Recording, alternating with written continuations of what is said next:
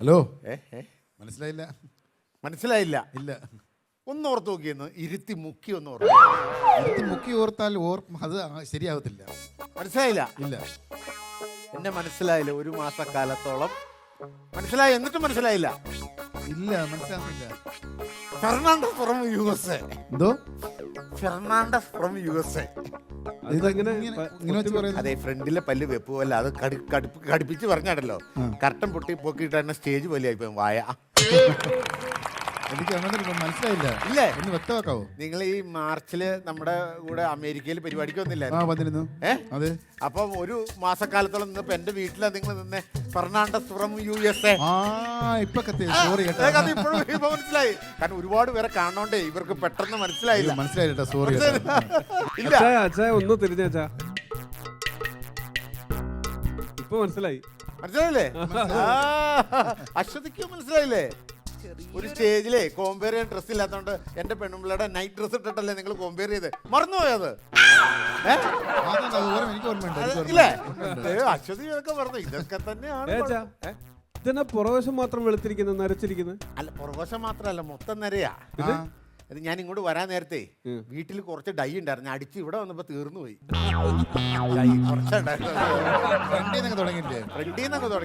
നമുക്ക് കുറെ ഗിഫ്റ്റ് കിട്ടിയായിരുന്നല്ലോ. കുറെ ഗിഫ്റ്റ് ഞങ്ങൾക്ക് കിട്ടിയായിരുന്നല്ലോ. അത് നമുക്ക് കിട്ടിയപ്പോ ഇദ്ദേഹത്തിന്റെ നമ്മുടെ കാറിൽ സ്ഥലമില്ലാത്തത് കൊണ്ട് ഇദ്ദേഹത്തിന്റെ കാറിൽ വെക്കാന്ന് പറഞ്ഞ് എയർപോർട്ടിൽ തിരിച്ചു എത്തിക്കാന്ന് പറഞ്ഞേ.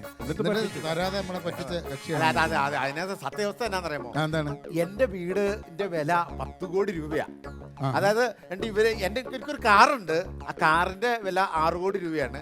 അപ്പൊ ആ 6 കോടി രൂപയുടെ കാറിനകത്ത് ഇവരുടെ നിസ്സാര പൈസയുള്ള ഗിഫ്റ്റ് കൊണ്ടുവരാനായിട്ട് ഞാൻ ഇറങ്ങാൻ തുടങ്ങുമ്പോഴത്തേക്കും 5 ലക്ഷം രൂപയുടെ വില കുറഞ്ഞ ഒരു വണ്ടിയിൽ എൻ്റെ ഒരു ബന്ധത്തിൽപ്പെട്ട ആളുകളും കയറി വന്നു. നമുക്ക് 6 കോടി രൂപയുടെ വണ്ടി ഉണ്ടെന്ന് പറഞ്ഞ് 5 ലക്ഷം രൂപയുടെ വണ്ടിയിൽ വന്നവരെ നമുക്ക് മൈൻഡ് ചെയ്തിരിക്കാൻ പറ്റുമോ? ഞാനിങ്ങനെ അവരോട് സംസാരിച്ചുകൊണ്ടിരിക്കുന്ന സമയത്ത് അപ്പോഴാണ് ഞാൻ ഓർക്കുന്നത്, ദൈവമേ നിങ്ങൾക്ക് ഗിഫ്റ്റ് തന്നില്ലോ എന്ന്. ഞാൻ എൻ്റെ 6 കോടി രൂപയുടെ വണ്ടിയിൽ തീർച്ചയായും ഞാൻ എയർപോർട്ടിലേക്ക് തിരിഞ്ഞു വരുമ്പോൾ ഒരു നായിന്റെ മുൻ പട്ടി വട്ടം ചാടി. അമേരിക്ക എയർപോർട്ടിൽ പട്ടിയാ? പട്ടിയല്ല, ഡോഗ് വട്ടം ചാടി. എന്നിട്ട് ഡോഗ് വട്ടം ചാടി ഓരോറ്റ ഇടിയാ. ഞാൻ നോക്കുമ്പോ അന്തരീക്ഷത്തിൽ കിടന്ന് പ്രേമനസൂർ കുട്ടിക്കരണം മറന്നായിരിക്കും മറിഞ്ഞോണ്ടിരിക്കും. പട്ടിയല്ല, പട്ടി താഴെ ഇവൻ എന്നെ കാണിക്കാന്ന് പറഞ്ഞ് വെള്ളിലേക്ക് നോക്കി വെക്കുക. എന്റെ 6 കോടി രൂപയുടെ കാറ് മേളിൽ കിടന്ന് കുട്ടിക്കരണം മറന്നോണ്ടിരിക്കുക. ഡോറൊക്കെ അങ്ങനെ തുറന്നു.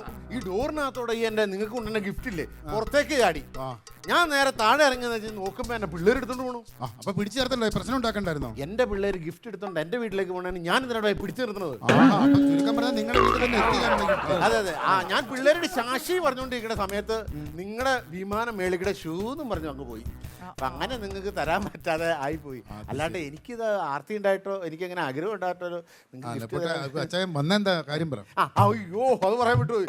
അതെ, എന്റെ മോളുടെ കല്യാണമാണ്.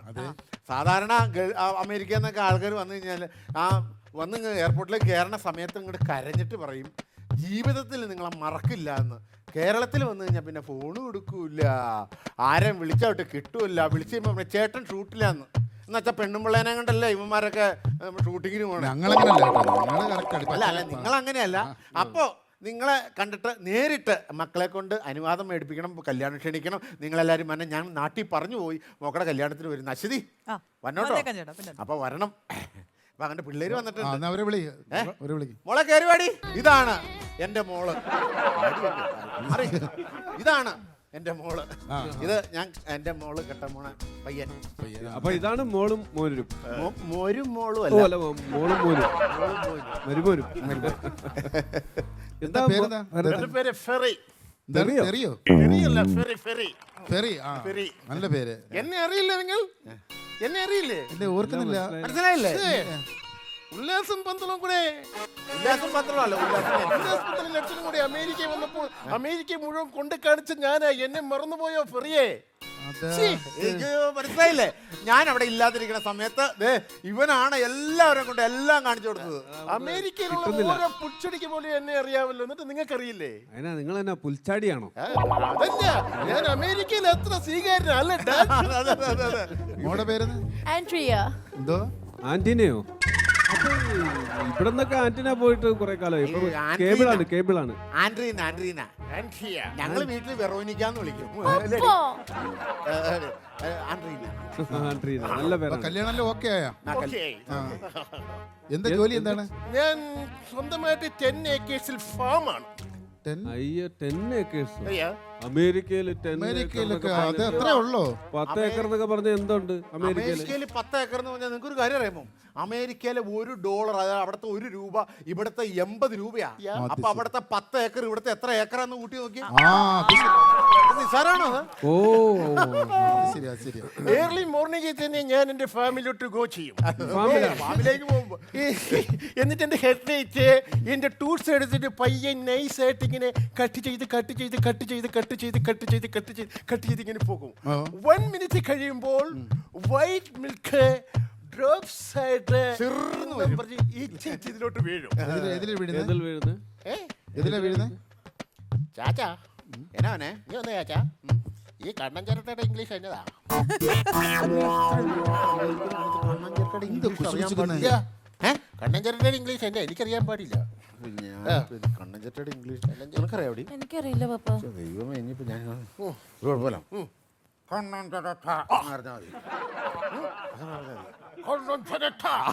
ശരി, ശരി. മനസ്സിലായി മനസ്സിലായി. ചാച്ചോ, കണ്ണച്ചിരട്ടയിൽ വീഴും. എന്നാ അവനെ ഒരു സംശയം കൂടെ, എന്നാ? ഈ ഒട്ടുപാലിന്റെ ഇംഗ്ലീഷ് എന്നതാ? ഓ ഇവൻ മനുഷ്യനെ നാറ്റിക്കും. ഒട്ടുപാലിന്റെ ഇംഗ്ലീഷ് തന്നെ അടി നമുക്കും അറിയാൻ പാടില്ല. ഒട്ടുപാലിന്റെ English sticker milk. Sticker milk. ഇത് ഒരു ടൂർക്ക് എടുക്കോ? Sticker milk. ഓക്കേ. മനസ്സിലായി.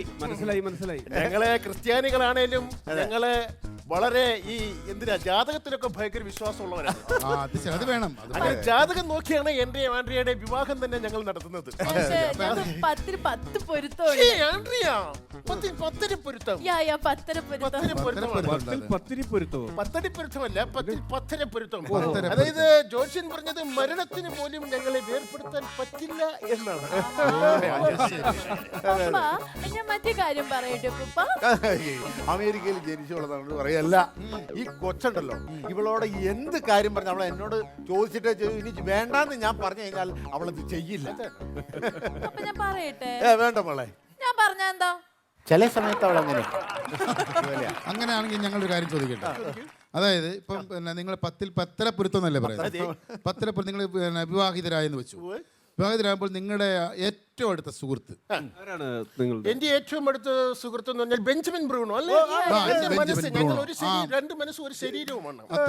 അത്ര കൂട്ടാണ്. അതെ, അതെ, അതെ. അപ്പൊ നിങ്ങളില്ലാത്ത സമയത്ത് ഈ ബ്രൂണോ നിങ്ങളുടെ വീട്ടിൽ വന്നു, നിങ്ങളെ വൈഫുമായിട്ട് സംസാരിച്ചു. എന്നിട്ട് നമുക്ക് ബീച്ചിൽ പോകാന്ന് പറഞ്ഞിട്ട് രണ്ടുപേരുടെ ബീച്ചിലേക്ക് പോകുന്നു. എന്തായാലും ബീച്ചിൽ ചെന്നപ്പോൾ ഇവർ വെള്ളത്തിൽ കടലിലായിപ്പോയി. ആപത്തിന് കേട്ടാ, തിരമാല അകപ്പെട്ടു പോയി, കടലിൽ അകപ്പെട്ടു പോയി. ഈ വിവരം ഫെറി അറിഞ്ഞിട്ട് ഓടി അവിടെ കടപ്പുറത്ത് ആ ബീച്ചിൽ വരികയാണ്. ബീച്ച് വന്ന് നോക്കുമ്പോൾ രണ്ടുപേരും കടലിൽ ഇങ്ങനെ ഉള്ളിൽ കിടന്നിങ്ങനെ കൈയും കാലും ഇട്ട് അടിക്കുന്നു. നിങ്ങൾ ആരെ രക്ഷിക്കും? ഞാൻ രണ്ടുപേരെയും രക്ഷിക്കത്തില്ല. ഞാനില്ലാത്ത സമയത്ത് ഇവള് ബ്രൂണോ ആയിട്ട് ഇവള് എന്തിനാണ് ബീച്ചിൽ കുളിക്കാൻ പോയത്? ഫെറി, അവര് ചുമ്മാ ഒരു ഉദാഹരണം പറഞ്ഞതല്ലേ? അവർ എന്ത് ഉദാഹരണം പറഞ്ഞെന്ന് പറഞ്ഞാലും ഞാനില്ലാത്ത സമയത്ത് നിന്നോട് ആര് പറഞ്ഞു ഈ ബ്രൂണോ ആയിട്ട് ബീച്ചിൽ പോകാനായിട്ട്? ഫെറി ജോക്ക് പറയല്ലേ ഫെറി? ജോക്കൊന്നും അല്ല, ഇത് ജോക്കല്ല, ഇത് ജീവിതം വെച്ചാണ് ബ്രാൻഡിനെ നീ കളിച്ചിരിക്കുന്നത്. ഞാനില്ലാത്ത സമയത്ത് നീ എന്തുകൊണ്ട് നീ ബ്രൂണോമായിട്ട് നീ കടപ്പുറത്ത് പോയി മാത്രം എന്നോട് പറ.